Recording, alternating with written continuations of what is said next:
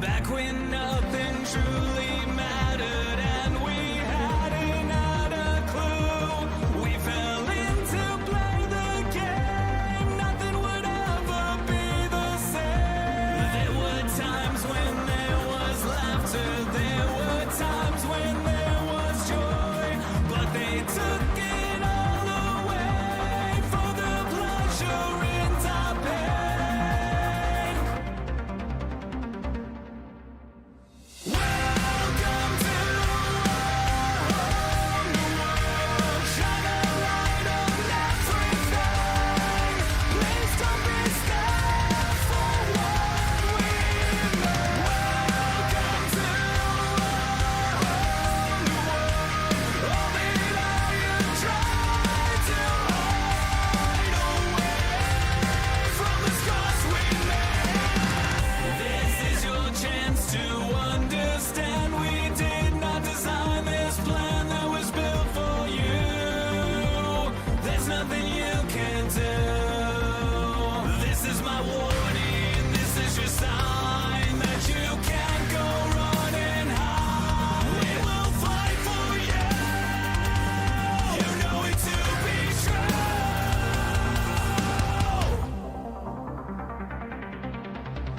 Welcome to our new world. Shine a light on everything. Please don't be scared for what we know. Welcome to our new world. All the lions try to hide away from the scars we made.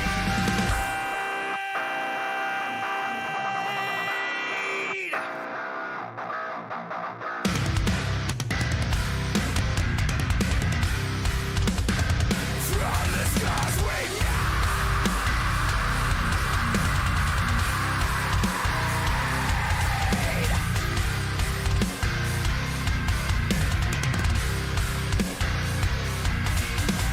Welcome to our new world. Shine a light on everything. Please don't be scared for what we made. Welcome to our new world. Shine a light on everything. Please don't be scared for what we made. Welcome to our new world. All the lions try to hide away from the scars we made. Welcome to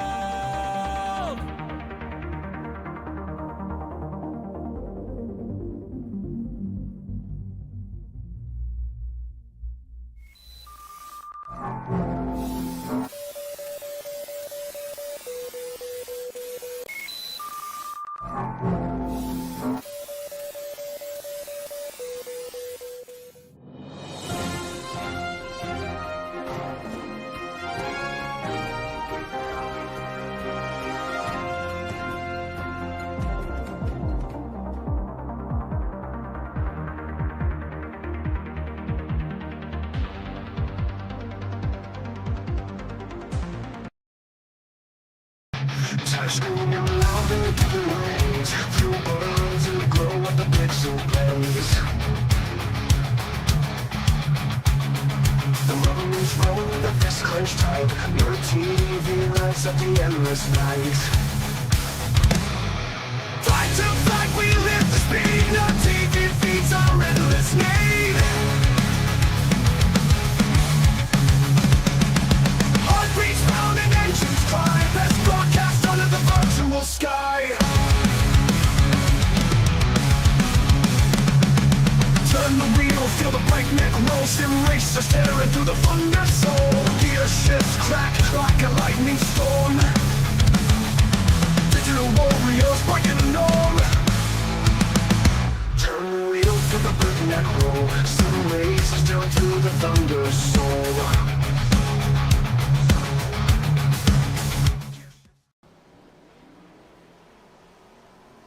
And welcome to Nerd TV for another ProSim Racing Alliance fixed ARCA series race live from the Echo Park Speedway in Atlanta, Georgia, which is not really in Atlanta, but they call it Atlanta because why not?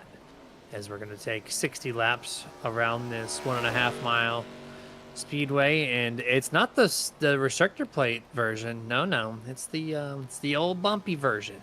But iRacing still calls it Echo Park, but everybody else here is going to call it Atlanta Motor Speedway. So there you have it. And we get the countdown to green presented by Icon Apparel underway. I don't know. There it is. Weather on the track. Our producer stream is cutting in and out on my side panel, so I have to guess here as it's still flashing. I'm going to quickly go through it. 82 degrees, 58% humidity, partly cloudy, and 7-mile-an-hour winds. Thank you, Dustin, for keeping your screen up for that long so I can read that. And of course, my name is Jeremy Stanley, aka Jay Swifty, and to open up race number 1 of the postseason, Colt Ainsley on board. What's up, man? Go. Gonna But be, no camera. Yeah, my camera's broken. Oh well. It's okay. Dustin's got problems. You got problems. My We're just doing camera it light's live. on, so we're just gonna roll with it. We're doing live. Doing it live, just myself on camera. It's cool, man. It's cool.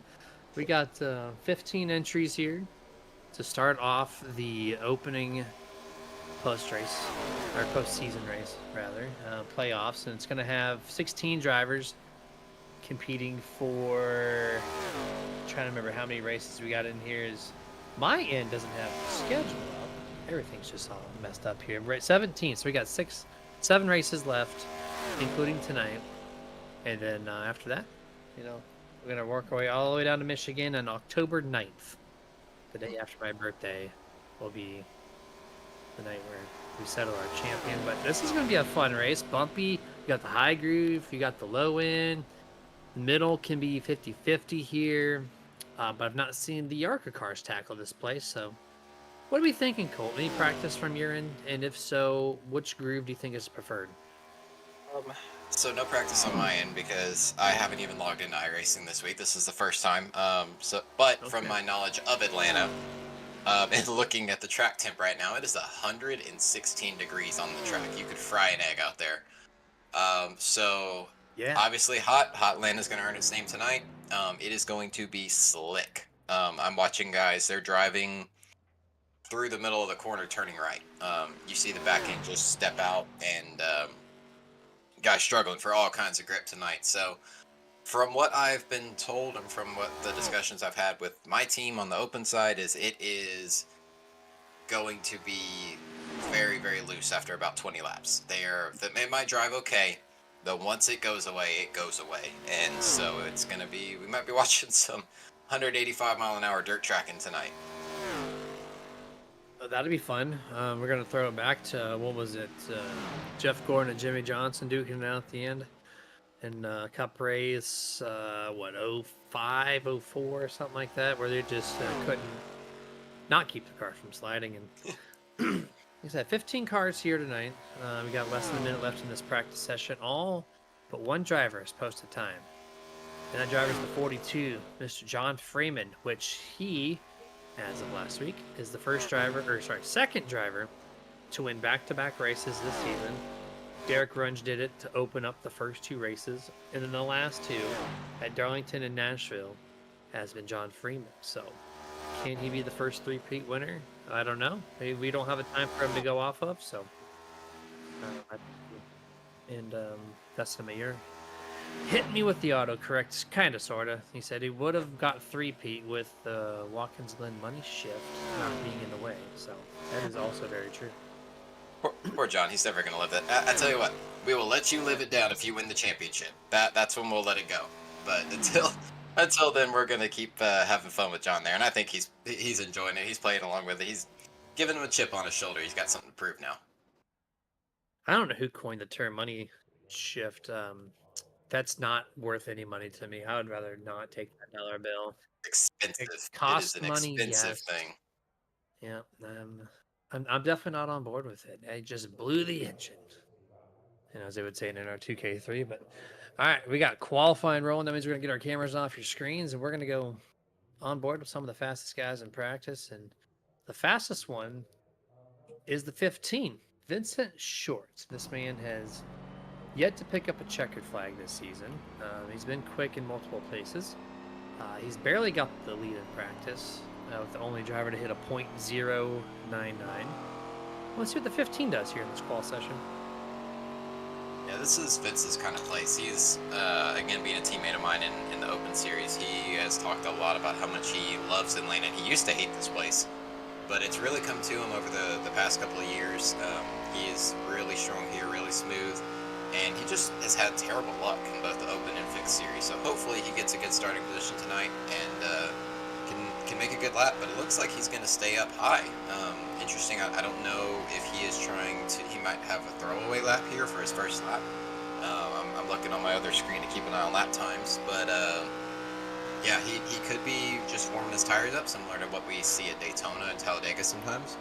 But going to be interesting to see if he cuts low here or maybe kind of hugs the middle. It all just depends on if you want to keep that momentum or if you're trying to get the car to cut.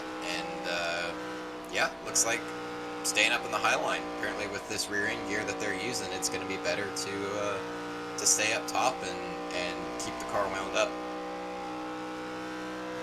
Yeah, I was expecting a little bit of both here tonight. Of course, qualifying is usually faster on the bottom, and I don't know about this car, but I know in a lot of other faster stock cars that the cold tire lap, the first lap here at Atlanta, the bumpy version, has always been so loose, and so probably a smart idea to go to the top. And as he gets the third time posted, second fastest as Mike Fahey, and driver of the 19. I think it's his first start. Correct me if I'm wrong. It is, yes. Okay, third. He's got the Dale Jr. colors. I don't know if Dustin might appreciate that. We'll catch it during the race. But we're going to ride on board now Mr. Schumann, driver of the 52. He's on his opening lap here to start his first lap.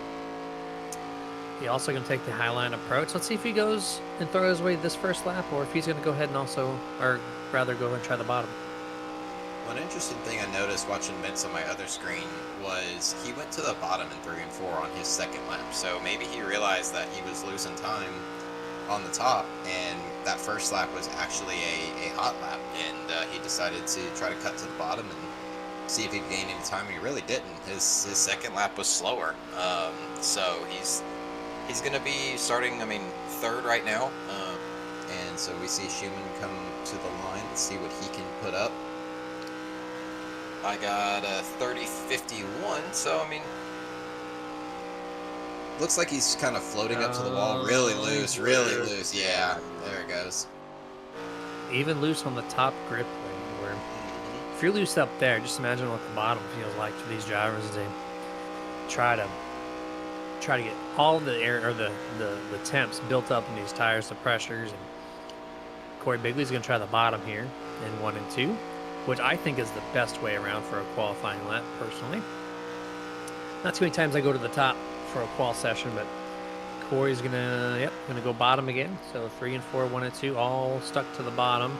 Leaves about a half a lane from that white line off the corner. Pretty smooth exit, not loose at all. Gonna cross at a 30.352 P2 for the driver of the 28. Mike Fahey currently holds it out of the 7 times posted. Yeah, Corey Bigley's somebody who's I've noticed is really good on the throttle. He's really good at letting the car kind of step out on him and yaw it out. That's going to be really important tonight. It's going to be everybody's going to start down there on the bottom, hugging that white line, running the Harvick line. But as the tires wear, it is going to move up. The groove's going to keep widening out. It's going to go up. Tires are going to get hot. The track temp's going to get even hotter. We just qualified at 116 degrees with 1 car on track. Imagine when we've got 16 of them running around out there, stacked on top of each other. It's going to build track heat. So they're going to migrate to the top, and it's just going to be a matter of who can stay on the bottom the longest without burning your tires up, and who can keep the car underneath them once you step out to the top lane. Because, yeah, it's the longer way around, but you're yawing the car out more. you are sticking the right rear of the car up against the wall, creating that funnel of air that we've talked about in the past, where the air will literally it creates a wedge and it will shove air between the car and the wall, creating a buffer. But that air is not invincible. You can step over the line, and the car is also going to be more wound up. It's going to be at the higher range of its RPMs, and so it's going to be a fight for these guys for sure. As we're approaching grid here on the front straightaway, we're going to thank our partner, Icon Apparel Company. Every single time before we go grid is these guys. If you don't know by now, you've watched all these broadcasts. You probably know a little bit about them just by hearing me talk about them. But if you want one of those jerseys you see on the screen, one of our own nerd jerseys, or if you want some other jerseys that they have made, or if you want a customized one built to whatever you want, head yourself to iconapparelcompany.com today and design it, buy it, whatever you want to do, and they'll ship it to you with a quick turnaround period. And use promotion code SuperNerd to save 25% off. And shout out to the YouTube chats too. Michael Thorpe, check this guy out. He races on the Sunday series. He's got this weekend off. He's joining us on the Wednesday. He's joining us on the Thursday. I appreciate you.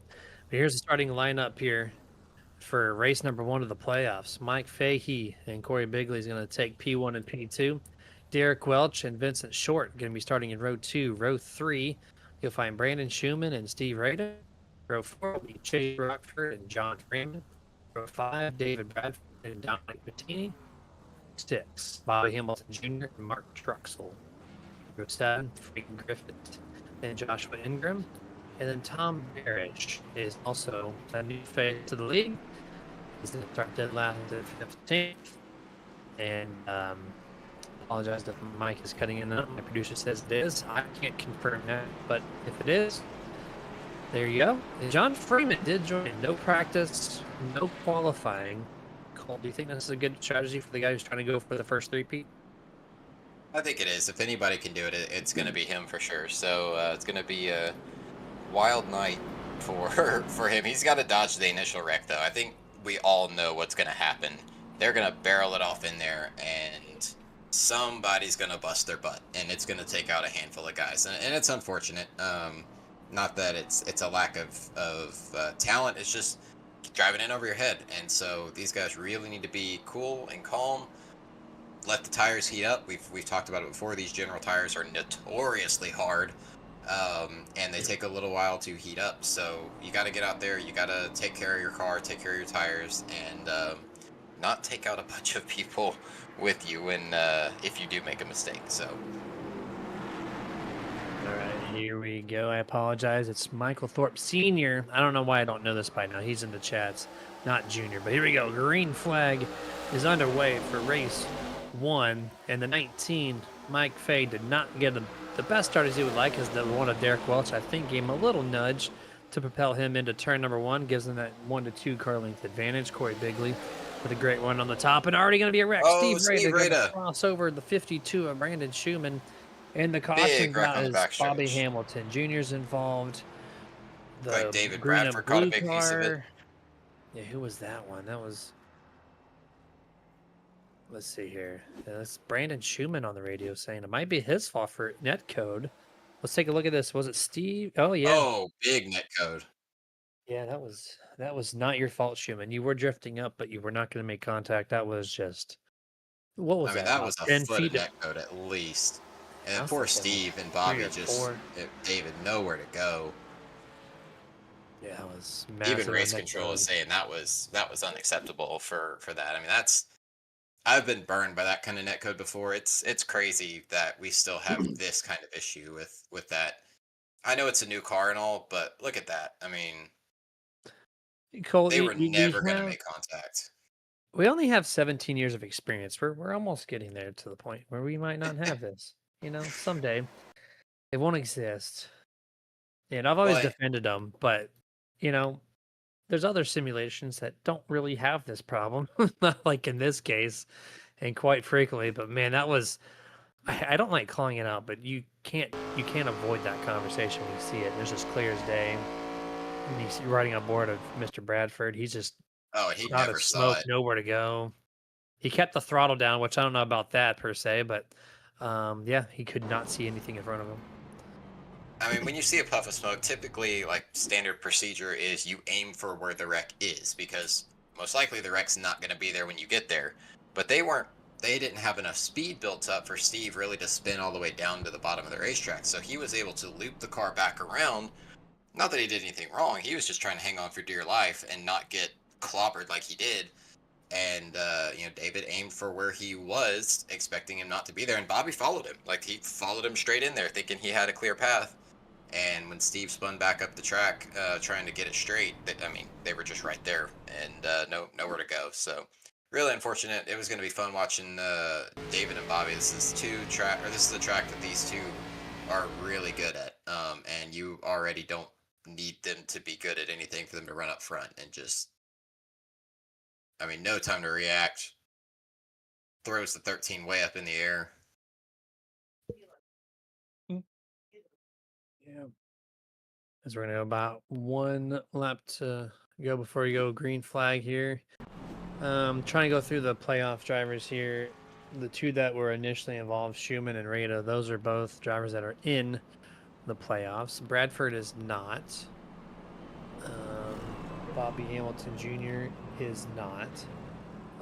So I think only two drivers really kind of affected Steve Rada getting the worst of it. He's still on pit road with, well, he was. He's now exiting pit road. Got a lot of damage still to the 3 car, but needless to say, it's going to affect this playoffs early, and you hate to see it due to something that's out of the driver's control. But we're going to half a lap left. We're going back to green flag here. Corey Bigley, Mike Fay, they switch positions. Mike now P2, Corey Bigley P1, who was getting that great launch off the corner exit of turn 2, which I think that might be the passing corner. If you can get to the outside on 1, Colt, I think that's where the passing's going to happen. Yeah, there is just a shred of more grip out of 2 than there is out of 4. Out of 4, you are sliding. And so you're really just trying to hang on there. Turn 2, I agree, that is the passing corner there. So hopefully these guys will, not that, again, that wasn't their fault, but hopefully the netcode doesn't bite again, and they can actually get going and get some laps in. Green flag is back in the air. Corey with a great launch over the 19. Your fast guy, Vincent Short, he's going to come through here and try to make the pass, but the 19 with a lot of grip and a lot of speed, more contact. Turn 2, they stay clear of wrecking.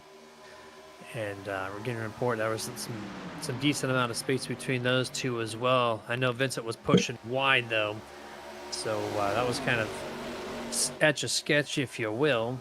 But they go 2 car single file, 3rd and 4th now double wide through the front straightaway as Derek Welch trying to crack the top 3. Yeah, Mike Fahey taking a look at the number 15 of Vincent Short again. Dumped some air on the spoiler there. Vince scrapes the wall ever so slightly. And, oh no, are we going 3 wide for the lead? Smart decision. The 19 decided to back off there and let these 2 race. I thought we were in for a big pile up in 3. But smart on him as Vincent Short around the outside. New leader, number 15. The fake dives might work in the road course, serious stuff, but not on the ovals. You're not going to fool anyone, Mike Fahey, with that move as Vincent Short takes that lap lead and he sticks to the very outside of the racing surface. And he's going to bring the 19 with him. Corey drops to 3rd. Derek Welch all over the back bumper, trying to still get into that 3rd place. And here comes the 19, Mike, trying to make the pass for the race lead. Wish him luck. There's a lot of grip on the outside. And still 15 this lap. Yeah, and you saw the 19 turn down really hard right there. I think they're being very careful with that netcode. Since it's bit twice now at this point, they got together a little bit. And 19's going to clear up. Nope, he's going to leave room for the 15. Vince Short, he's going to get the run down the backstretch and not quite be clear. He's just going to be right there in the quarter. I think the 19 might be a tick faster at the moment on the bottom. And hopefully Vince doesn't, keep ripping the top this early on fresh tires, because that really will kill your tires over time. That's more of a, when you lose grip on the bottom, that's when you want to migrate up, not go straight there. Yeah, if you got an open setup race like you do on the Sundays, and if you have a really loose, man, it scrapes the wall, crosses over the 19's nose, and almost wipes both of them out heavily.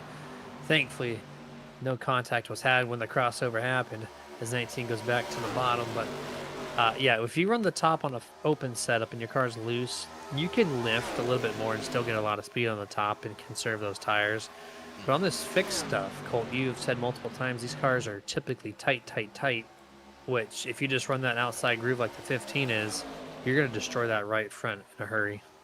Yes, yeah. This setup, from what I've seen, is it starts out tight, but kind of a loose tight, if that makes sense, where there's not a lot of grip, but the chassis itself isn't wanting to turn. It's just the car sliding around. You're kind of in a four-wheel drift all the time. And as the tires start to wear off, it builds loose, which is opposite of what most fixed setups are. Typically, they build tight over time as you're plowing the right front off. This one, it's rolling back onto the right rear, the back end stepping out. You're driving with the throttle a lot more, so it has a tendency to build looser over time. And yeah, Vince already starting to abuse those tires. And like I said, you've got really about 20 laps before they just fall off a cliff. And we're about to see... We're at lap 12 now with Vince leading that lap, but it's not all those are green flag laps. But once we get to about lap 25, oh boy, hang on, because it's gonna be etch a sketch like you just said. There's still some good battling behind these top two, but the rest of them just remain single file. So we kind of have our camera locked momentarily on the battle for the race lead. But you can see how close these guys are. This just tells me that the 15's holding up Mike Fahey from making any moves, and it's checking everybody out. There's no way that they're this close nose to tail 13 laps into this run, even though we had that caution cycle on lap 1. Once the 19 of Mike can clear Vincent short, I think then maybe we're going to space things back out. Corey goes too wide, too much air taken off the nose, shoves it high, gets tight, hits the wall, and he's going to lose that spot to the number 49, Dominic Bettini. Welcome to the top 3. And he didn't just hit the wall, he skipped off of it 3 or 4 times. So hopefully that didn't bend the toe on his right front tire there. From what I've seen and from the damage that I've sustained in the Open Series is we got a new leader, Mike Fahey. Clears the 15 off of 2. Vince not too happy with it, giving him a little bump down the backstretch. But from what I've seen, how this car handles damage, if you hit the wall square, if you catch the right front and the right rear at the same time, the car is fine. It honestly can take a beating. It's if you get out of square from the wall and you catch the right front before the right rear, or vice versa, that's when the car really is susceptible to damage, is susceptible to the suspension getting damaged, the tires getting, obviously the toe is part of the suspension, but getting the toe knocked out of it. That's when these cars tend to have issues. So it looks like Corey a couple laps ago caught the wall fairly square, but he did hit it several times. Oh, Derek Welch catches the wall in the dog, entering the dog leg, easy for me to say. Yeah, he was a ton of ground there and drops outside of the top 5. Loses quite a bit of track position on that exchange. Corey Bigley now remains in second. Oh, hooked 54. Oh. Frank Griffith smashes the Hard inside into the wall. No caution yet. There it is. Caution's out. He drives up the track and parks it. iRacing has no choice but to throw the yellow. And here we go. Nerd TV replay. Quick on the buttons. Dustin Longston is. And it's going to involve Brandon Schumann again. Yeah, but it's just all loosey-goosey for the 54. And then just... I mean, the 52 Schumann, he lifted. He tried to let him go. It wasn't like he just, kept hooking him. But, yeah, I mean, you see the 54. He was sliding out of turn 2 there. And I think Schumann thought he was going to go all the way to the wall. That's why he comes up. And then the 54, obviously, in a four-wheel drift, just nowhere to go and catches him. And that was a hard impact to the inside wall there. Yeah, it was definitely a hard hit. We're going to take our first picture-in-picture break while these guys get sorted out, and then we'll be right back for the drop of the green flag. Oh, as we go on Nerd TV, I'm sorry. We have one more replay clip. I didn't see that on my end. Here we go. Now we're going to picture-in-picture. We'll be right back.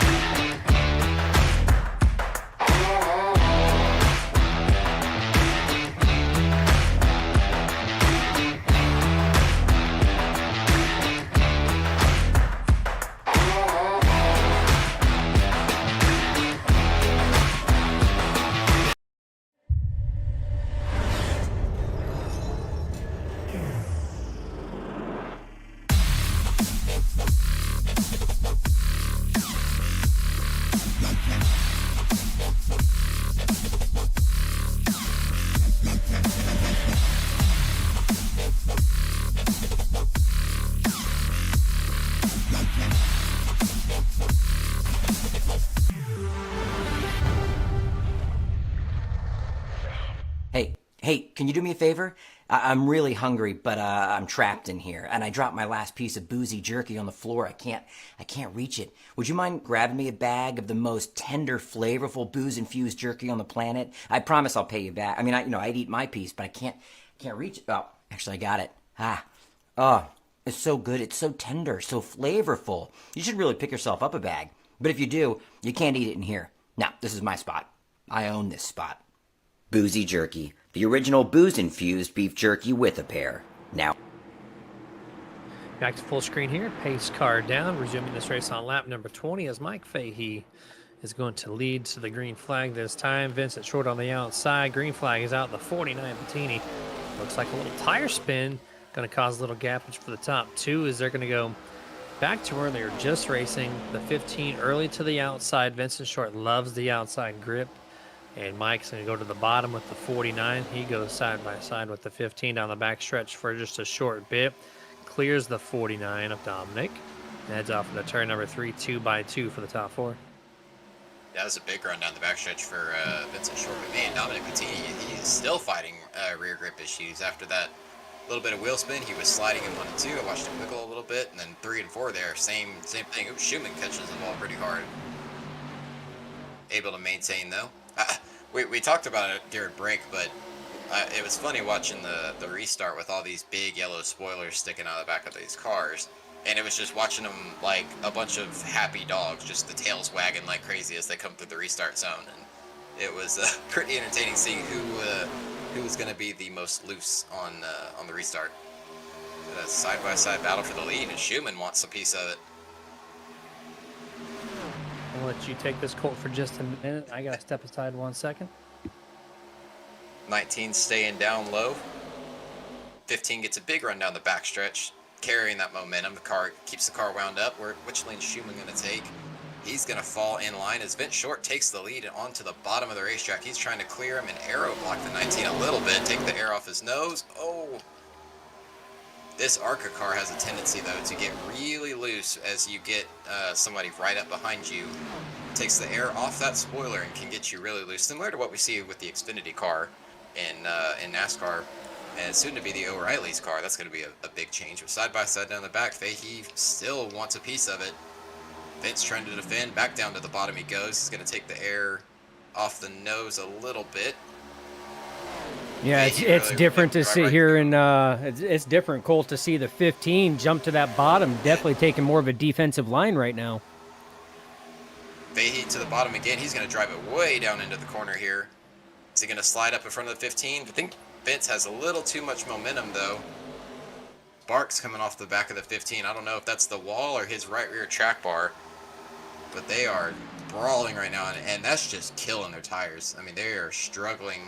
They're going to struggle here in a few laps. Brandon Schumann is just like, come on, guys, figure out who's going to go where so I can have a turn at it. Yeah. As, Eric Welch comes right up behind him. Dominic Bettini, side by side with DW. Okay, well, I'm live too, so they can hear me as well. Yeah, I figured as much. I was stepping in to give you a little bit of a break, but that's what I was saying. It was different to see the 15, Vince Short take that low line, very defensive line going through there, knowing that as strong that the 19 of Fahey is on that bottom. But like you said, the 52 trying to figure out what lane to go with, who's going to move and who's not. I mean, it's just like driving down the highway and Vince catches the ball again. It's like driving down the highway behind two 18-wheelers, and they're both going the same speed. They're both trying to go as fast as they can, but they're just have nowhere to go, and you're just stuck behind them. And all that turbulent air. I mean, if you think it's bad when you get behind them on the highway, imagine going 180 miles an hour with two of them with 7-inch spoilers sticking out the back, car driving on ice, a track temp hot enough that you could fry an egg. And finally, I think they kind of sorted out. I think what Vince was doing is, we know he likes running the top, but he was diving down to the bottom there. I think it was more of a statement of, all right, this is my spot, back off, let me have it. And Fahey was having none of it. He wanted to still battle for the lead there, and so forced Vince to run the bottoms. He's doing it again, a little bit higher up than what the 19 is doing, but that's still affecting the 19 and then the 52, and then working their way back to the field. As I am back here. Thank you for that coverage there. As Mike, it's going back to the inside of the 15. Very racy. Very racy this little pack was here. When I came back to my monitor, these guys are still stacked up, and look at them. They're drafting one another at this point. I love the old Atlanta. You just talked about how slick it is and all the craziness that occurs, and you can see how it looks like with a massive spool in the back of these cars as they're just almost glued to one another, pack racing style, on a very old abrasive surface. Lap 29 underway here. Vincent Short still leading the charge.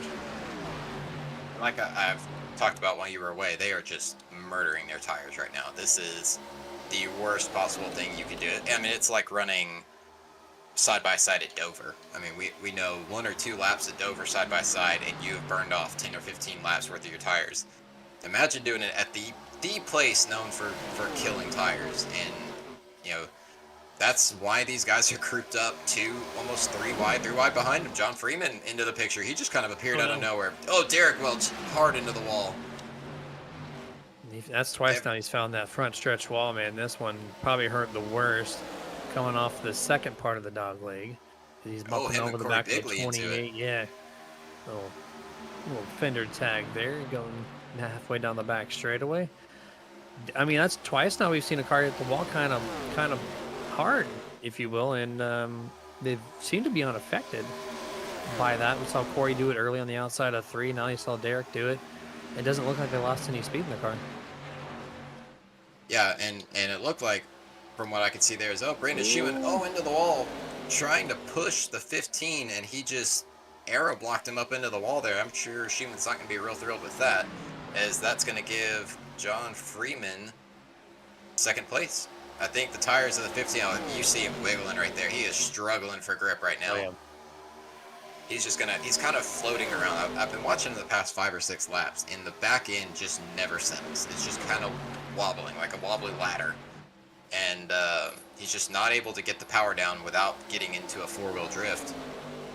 And everybody else is just flying by. Fahey is maintaining his track position as John Freeman is our new leader. He drives in deep. That's not going to be good for the tires. Freeman, the man with no practice, no laps in qualifying, comes into this race, and on lap 33 is going to be your 4th different leader this evening. And I continue to watch these guys mid-pack just duking it out. They are not having fun, but probably having a blast at the same time. The cars are not anywhere in the shape that they would like them to be, but it's one of those things where if you're just driving by yourself for no points, it's a blast. But if you're racing for points, it's like the worst thing possible because you're working to stay basically at the 5th place or worse. So there's a lot of positions up for grabs right now because they just keep exchanging. They keep swapping high side, low side, tags, arrow blocking, 3 wide. Here comes Schumann to the inside once more. In the middle, has to lift. Bettini gives tons of room on the bottom. Back to 2 wide. This is why everyone loves Old Atlanta. Yeah, it was a crime that this place ever got repaved. Although the product is good, it's still not Old Atlanta. And I will die on the hill that this pavement could have lasted another 10 years and it would have been just fine. But that's neither here nor there. We're talking about these guys on the virtual track that, thanks to iRacing, we get to relive this. So that's pretty cool. Imagine if we didn't have iRacing. Old Atlanta would be gone forever. So, man, Schumann and Short, they are like throwing punches back. I'd imagine Schumann's not overly thrilled with the 15, but they have all but wrecked 3 or 4 times, just throwing haymakers back there. Yeah, the cars are just not driving well. So I think they're more just hanging on versus, trying to worry about the guy in front of them or behind them. They're just trying to race the track, not the drivers. That's one of the terms coined in all of racing. And this is one of those tracks where you just race the track and hope for the best. And your drivers, contact, here we go. Derek Welch into the wall. The outside wall. Vincent Short, we stay green flag momentarily. There's got to be a caution as the one gets spun across the track. It's spinning down the racetrack. No Yeah, caution, Colt. They were able to keep it straight. Wow. Welch, just not clear there. Oh, well. Yeah. I say that. I mean, the 15 comes down. It looked like the one was kind of taking a late entry. Yeah, it was one coming up, 15's coming down. I say that because you can see the seam and the one car driving up through the seam. But at the same time, you can use the wall as the reference for the 15. And he's coming down clearly. Just as Dustin and I like to say, just physics don't work that way. Two cars cannot occupy the same space at the same time. And there you go. But Huge I'm wreck interested between to these two. see what happened to Bettini. We saw him catch the wall or catch the corner of Welch's car. I don't know how damaged he is, but I mean, it looks pretty straight. Looks like it didn't tear up too much. Maybe a little bit of a crinkle on the right front. But that pack that was just there, I mean, they are all spread out now. The top four are kind of within a second of each other. But other than that, I mean, it really broke apart everything. And I mean, we knew something was going to happen. They couldn't keep doing that for another 22 laps. It was bound to happen eventually. But yeah, this just like you said, they really aren't driving the car. They're kind of just hanging on. And I think we can all agree that ill-handling race cars make the best racing, because it's forcing these guys. They're being forced to lift. They're being forced to use the brake a little bit, off throttle time. And as we all know, off throttle time makes for better racing. So just unfortunate that it took out two really fast guys. Don't tell the guys in the control of the NASCAR Cup car that, as they lower the horsepower and widen the tires, they want full throttle all the time, which does not. That's make a why good I'm saying product. it. So I think they've learned their lesson. They're gonna bite the bullet for the next few years until they can redesign another one, because they're going to need to. And this is why this car is a lot of fun to watch, and so is the Xfinity and trucks, because there's way more off throttle time. Lo and behold, there's way more exciting racing on the track almost every single week. As Colt, this race is flying by. We're already 2/3 of the way through, 40 laps down, 20 laps to go. We've only been live on air 43 minutes, including pre-race.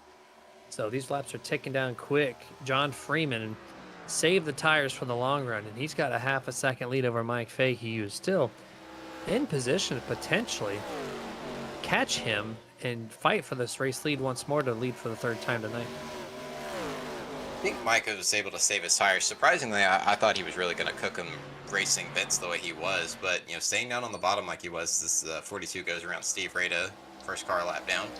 But they were racing hard, but it looked like he wasn't driving off the corner. He wasn't trying to gain ground in the center of the corner to center off. He was just racing his line. And it just happened to be that there was a car width difference between where he normally would exit and where he was trying to exit, and Mitch Short was right there. So it seems like he was able to save his tires a little bit more. Had he have been driving hard into the corner, using a lot of brake, and then throttling up and trying to slide job up in front of the 15, I think his tires would have been in a lot worse shape than they are right now. So that's part of the reason why he's able to maintain as well as he is. Also, I think Corey Bigley is saving a little bit of tires. Like, he's slowly working his way up, but he is, he's backed off a little bit. I think he's trying to cool his tires down. He knows there's 18 to go. If he can cool them down just a little bit, he can make another push, and if nothing else, get up to his par for the course at this point, second place finish that he's got in the past couple of weeks. 17 laps to go here. The third and fourth place car continues to fall back just a little bit over your race leader, John Freeman. Mike Fahey almost running identical lap times, slightly falling off by like a 100th here, a 10th here. Lap 45 now, 16 laps to go. Fahey loses another 100th of a second over the 42, which I don't know what's going on with the 42, Mr. Freeman. He comes in his car 5. He comes in his car 16. Colt, car 1. We need someone over to talk to this man. He's a journeyman leads number does he driver, run? I guess. I guess He only that changed that number 42 for is league just a races, custom though. number, and he doesn't have a preference number. So maybe we need to fix that. Maybe I'll send him a message and let him know to set a preferred number in the league, please, because it's making our life miserable. As Mike Fahey actually gained a slight small margin over the 42 is what I'm going to call it, because that's what his paint scheme shows, John Freeman. If it can maintain that pace or find a little bit more speed, maybe there'll be a chance, but this is Atlanta. So, you know, you take your little short run as your race leader, then your tires might fall off quicker, then it might cause you to slow down. As Mike does lose the ground this time, looking now at the 28 Corey Bigley, your third place car on track, 2 seconds back of your race. Sorry, 1.2 seconds back of your race leaders. He gets really loose off of turn 2. Don't ruin your podium top 3. You got one driver looking behind you, 4th place, 1 second back, Brandon Schumann, who's had a very wild and crazy night so far here. Coming up to 13 laps to go. And for once, he doesn't have to worry about netcode or anybody else, as he's just logging laps. Yeah, and watching the top 3, you see they're about evenly spaced out. That is the worst place I've seen for this ARCA car to be. When you were about half a second to 6/10 of a second back, or I say half a second, probably about 4/10 to 7/10 back, that is the worst place for dirty air. That is when the car handles the worst.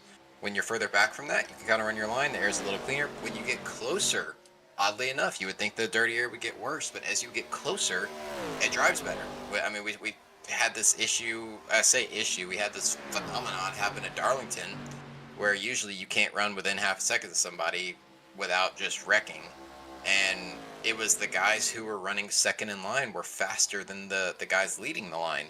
And so it was almost like a drafting track where the lead car would be the sitting duck, and the second car would be pushing them and gaining ground. I think that's kind of what we're seeing here. The car is handling the worst, obviously the old tires that we talked about, but Fahey and Bigley, they're getting all this dirty air that's just really affecting the front end of the car that already isn't turning very well to begin with, and it's really affecting it. If Fahey can break that bubble and get within 3 or 4 tenths of Freeman, he might be able to mount a charge here, and the car will start to handle a little bit better.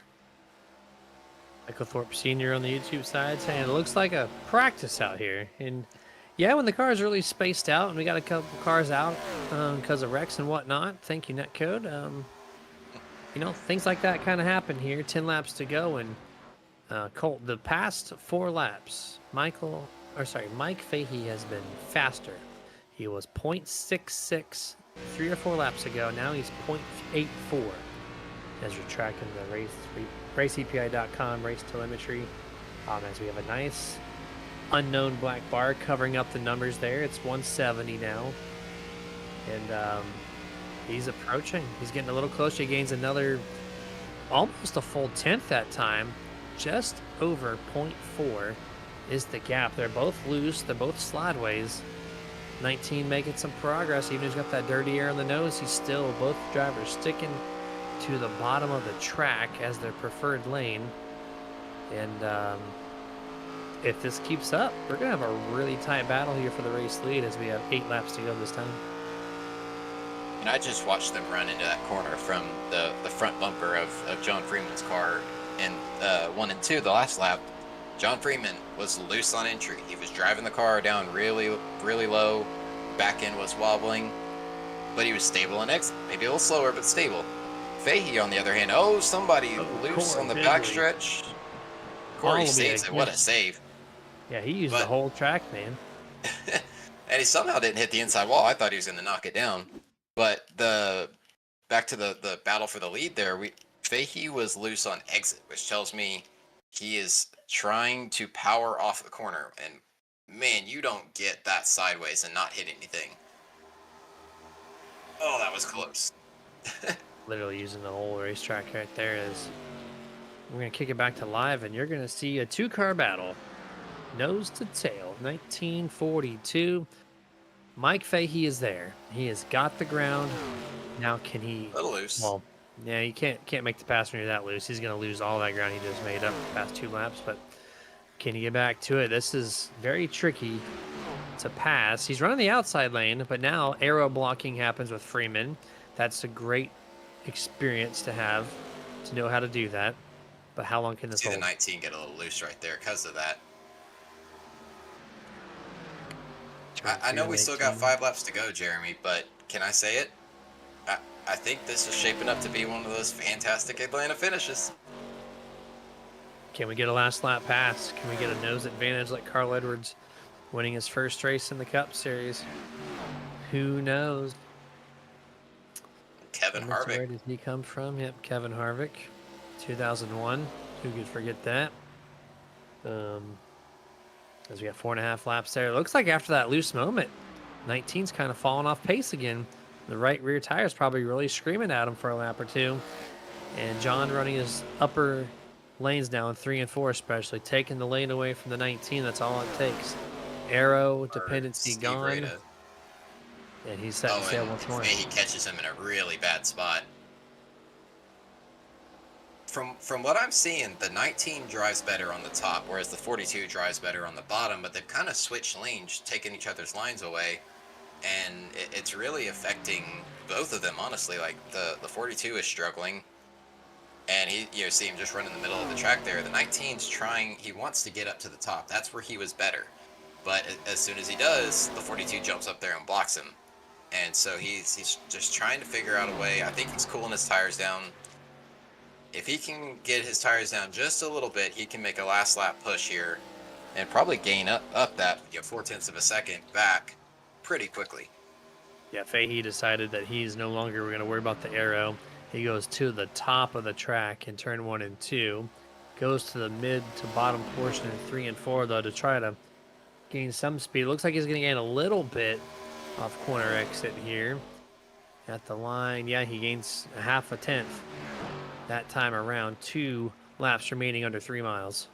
And he was walking it out of the corner there. He was wobbling back and forth, trying to get the power down, trying to get those rear general tires to attach to the racetrack.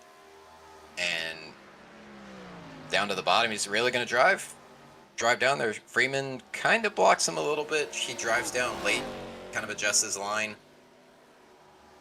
But to the white flag, see what he can do. White flag, 1 to go, presented by absolutely nobody here. Just under 1.5 miles left remaining in this race. Mike's going to try a last-second dive to the inside. Makes up a decent ground on center. Gives Both it up loose on exit. on exit. John can just coast through 3 and 4, and he's going to be the first-time winner, 3-peat winner for that matter, in the ProSim Racing Alliance Fixed ARCA Series. Congratulations, John Freeman, on picking up his 3rd checkered flag. That was a good race by those two. You really could see them battling it out, driving the car as hard as they could just to get it to grip up, and they were able to hang on and keep it straight too. And Brandon Schumann hanging on there for that 3rd place finish. What a race for him. That was a up and down night. Victory tap there for the 19 to the 42. Thanking them for a great race. And here comes Schumann to give him some more congratulations on his 3-peat here. What a way to open up and finish off the regular season. There, Colt, to win the final 2 regular season, to win the opener of the playoffs. Locks him into the next round for sure. How can this man be stopped? Turn 1 at Watkins Glen, apparently. Could have been 4 in a row. Self-inflicted wounds. Stop himself, right? Does this make him the favorite for the championship? I mean, Corey Bigley has been fast all year long, but he just hasn't been able to close out races the way Freeman has. And I mean, Freeman, no practice, no qualifying, starting at the back. And, we were watching them duke it out 2-3 wide, and then all of a sudden that silver and red 42 just kind of appears out of nowhere and then takes the lead and runs off with it. Yeah, I mean, the fact that you have no practice or qualifying and come in here and win and lead a good chunk of the race, easy pick for me, fan favorite to win this thing is this 42 right here doing the burnouts. As we're going to go review the unofficial results for race number 1 of the playoffs. John Freeman, Mike Fahey, and Brandon Schumann will be talking to us in the post race. Corey Bigley and Mark Truxell finish out in the top 5. Joshua Ingram in 6th, Dominic Bettini 7th, Tom Barish in 8th, and Chase Rockford, your last driver on the lead lap in P9. 10th place on back, 2 laps down or more. That's Steven Rada, Derek Welch, Vincent Short, Frank Giffett, David Bradford, and I don't know why I keep talking about this man, Bobby Hamilton Jr. racing 1 lap tonight here in the 25. Granted, it wasn't his fault tonight. It was not his fault. This time it was not his fault. You blame Steve for it. Blame Steve and Brandon Schumann for creating one of the largest net code gaps in iRacing history. And there we go. There are already 3 drivers are already in the waiting room for us there, Colt. So we're going to jump right into it. The post-race show, presented by Victory Fuel. First time. Actually, no.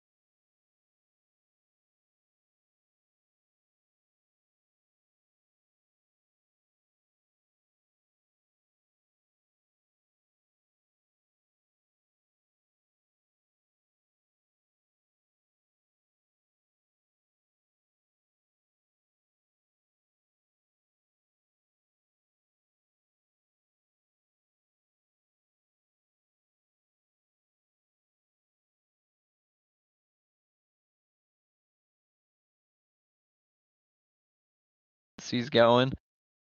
And want to shout out Icon, and I would like to shout out you guys for always putting on a great broadcast. All right. Well, thank you much, sir. Appreciate you.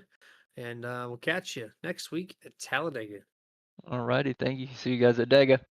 Yes, sir. And that was Brandon Schumann, driver of the 52. And Colt, I think am you had- live hot mic right now, so I have to apologize because I did not have the sound on that. Thank you to Frank Griffith on that one there for letting me know that there was no sound. So we're gonna have to make that up for Mr. Schumann because we literally missed his entire third place podium interview on that one. Besides his thanks at the end. All right. Well, Hey, producers have brain farts as well, so It's it happens. he's like extra time for cameras, not enough time for microphones. That's what I heard from Dustin. It's all good, man. It's I all didn't good. understand the assignment. I apologize. Well, with my snafu a week and a half ago, you're allowed multiple ones, but now I think Colt has second place finisher, newcomer to the league, Mike Fahey, driver the number 19. There you go. Welcome to the podium here, Mike. How's it going? You had a heck of a battle all night long. Fight with Vince Short, fight with John Freeman. That was a crazy race to watch. I mean, talk us through your night there and how you were able to hang on there. I was sure you were going to burn the tires off with that last battle with the Vince Short there, and you were able to hang on not only to a podium position, but you were tracking down the 42 and get ready for a old fashioned Atlanta battle. I think I was fighting my car more than I was fighting those two, but we were able to save tire a lot on the bottom, and then there was a lot of speed on top. So Vince seemed to want the speed in the short end, and then it fell off immediately, and I was able to get it all back. But the leader, Jeff, was it? I think, John. yeah, John. John Freeman won. And but yeah, I was trying to track him back down and save tire at the same time, and I think I went to the top a little too early, and I was just talking with him, and he said, "Yeah, I didn't even know there's that much grip on the top." So I think I showed him that a little too early, and wish I waited a few more laps, but it was a fun race. Yeah, we were up here talking about how you were driving better up top, and it seemed like he was driving a little better on the bottom, and then you almost kind of switched roles there for a minute. But it was good to see a battle like that. You know, y'all were able to fight it out, and you know you're racing each other as well as fighting your cars, like you had said. But I mean, your first race here in the Fix Series, you're on the podium, and anyone you want to shout out or thank before we let you go? Yeah, absolutely. I guess start off with Drew Blaze. He was spotting for me. He got our setup ready for Sunday for the Open Series, and all my friends and family for watching. Girlfriend's watching. I think mom's watching. We got a bunch of people watching. So, you guys obviously for putting on the broadcast, and everybody for watching it. 10-4, man. Well, congratulations on that. Hopefully, you won't run as well Sunday because I'm going to be hunting the trophy with you. So Hey, I might give you I'll something. see you then. Appreciate it. Thank you. Mhm. And that was driver of the 19, Mike Fahey. And we're going to interview Mr. John Freeman, of course, but then we're going to try to backtrack and re-interview Schumann right after that. So we'll attempt to do that. Maybe he'll give us some time, maybe not. We'll find out. But here we go. We're going to bring in our race winner, Mr. John Freeman. Third win in a row, 3 wins for the season. John, you come into this thing, no practice, no qualifying, and you lead almost a third of the race. You are just on fire, sir. Yeah, man. Only my second ever time driving this track in any series, so it was nerve-wracking there at the beginning. That's why I didn't qualify. Kind of just wanted to get a feel for the track. I knew it'd be a right rear eater, but I just wanted to see like how hard I could drive it, what lines were best to balance out the tire wear, stuff like that. Now, how quickly did it take for you to learn that? Because no practice time. You just talked about not qualifying for, was a little worried, but practice. That's what practice is for.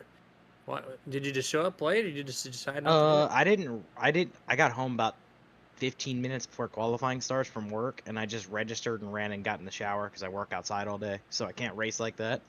So I didn't get a chance to even get a lap in. I think I finally got to my sim with like 40 something seconds left until qualifying. Man, okay. So what was the learning curve out there? How long did it take you to go, you know what, I'm comfortable, I know what to do here? I don't know, 5 to 10 laps. We had that lap 1 caution, and then I kind of pitted for fuel, then topped off like 1 to green there, and I was really far back, but that was because I had already saved enough fuel in case we went green the whole way.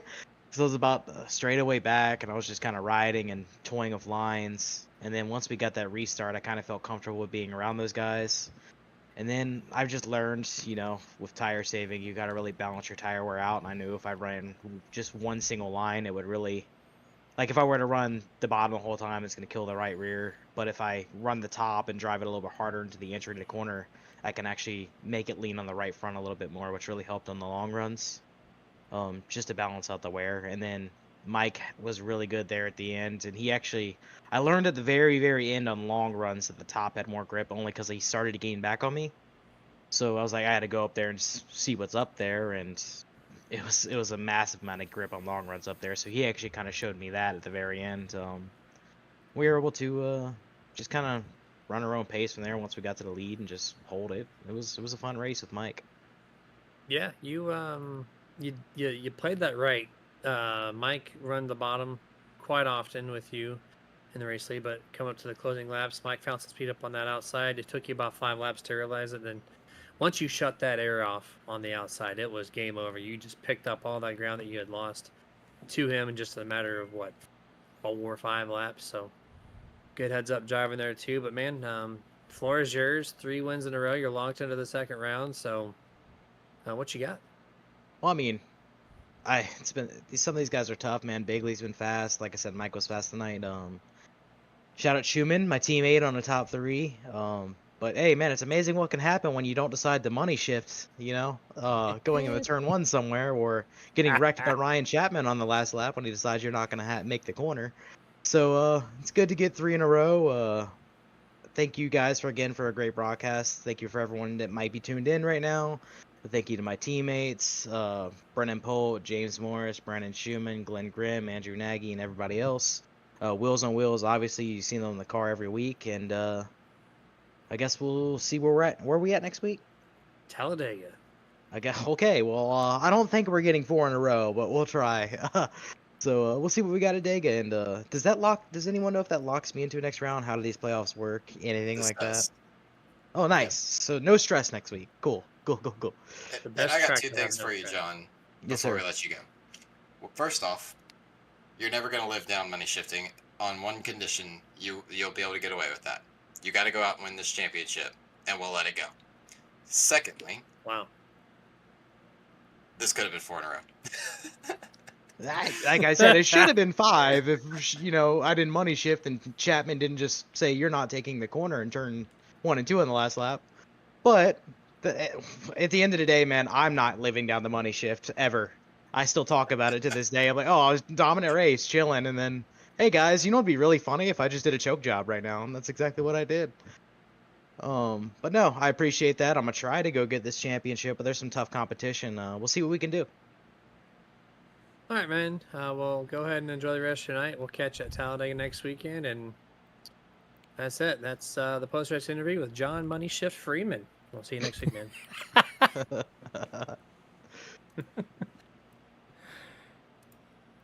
How's John in the post-race there for the Love it. victory interview? But curveball, since we don't have audio for Brandon Schumann, he is still live in the waiting room. We're going to try to rerun this. I asked him 3 questions to start. Let's see if I can even remember those 3 questions. Brandon Schumann, rewind back to your interview 5 minutes ago. What's going on? Hello, how are you doing again? We're still doing good, man. So, I think I first asked you about the contact between you and the 15. You made a couple Oh no, that turn was 1, me, turn the 2 3, man, gaps. the 3. Well, that Lap was the 1. turn 1. Yeah, that was the lap 1. But I know I was talking about Oh, the you 54th. you and the The, 15, like all the cars are just all over the place, and you had got a little arrow block that shoved into the wall, and it shoved you way back past 5th place. And then so what did you do behind the wheel to go from 5th back up into the top 3? well, I did get a little hot-headed there. I got a little frustrated, but I said to myself, you've been smooth all race. Don't mess it up now. And I just kept my focus, kept my composure, kept my cool, and ran the same line I did all race, and just tried looking for the runs and was able to find them, and ended up with a solid 3rd place finish. I'm not mad about it.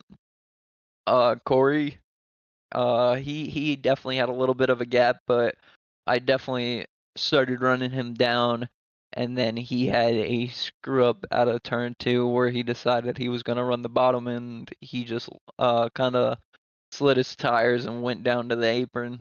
So then from there, I was like, I just need to stay smooth from here, and I was able to keep my lines consistent and run a smooth pace, and I finished 3rd. You sure did. And then my second question was then now it was between you and Steve there that miles long netcode gap that you said you didn't feel it, but you saw the 4X pop up. Walk us through that and how that felt. Yeah, going into turn 1, I felt like I had a solid run, and coming out of 2, I had a good run. But like I told you, I saw the 4X pop up, and from there, I kind of just saw him start turning, and I was like, "Oh, buddy, this is netcode." And I said, "Oh, netcode, hold on." And I saw him go around, and I saw him get hit.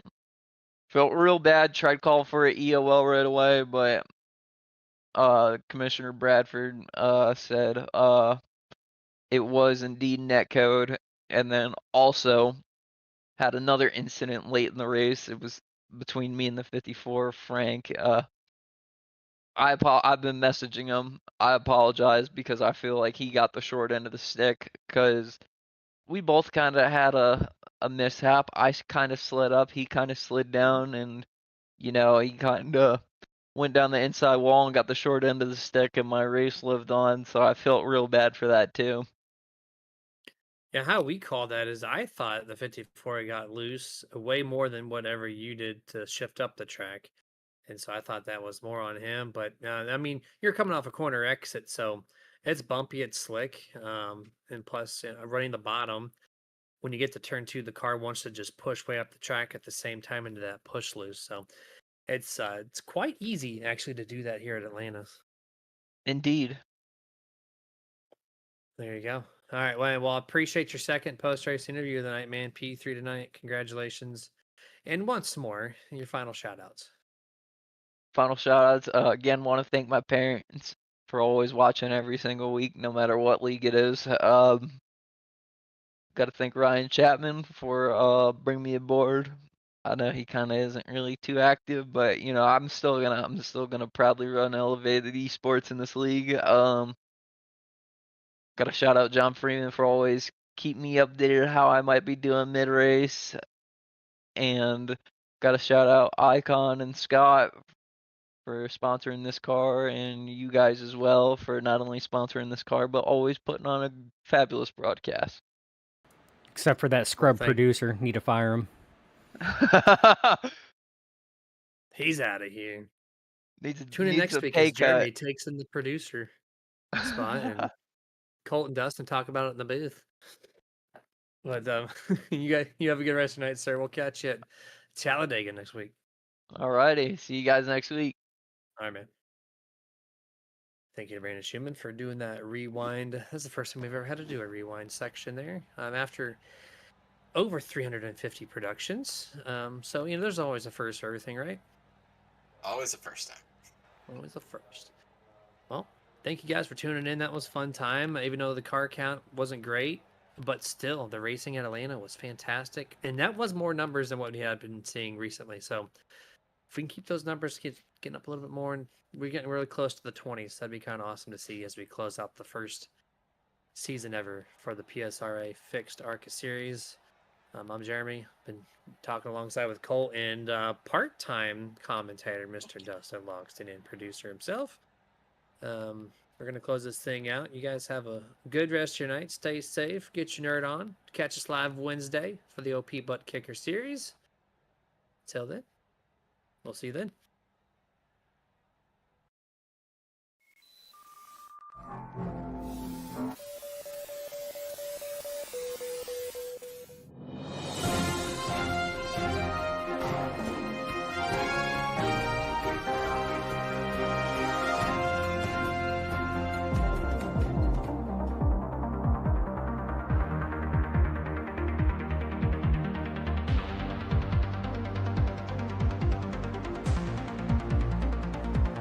Back when nothing truly mattered.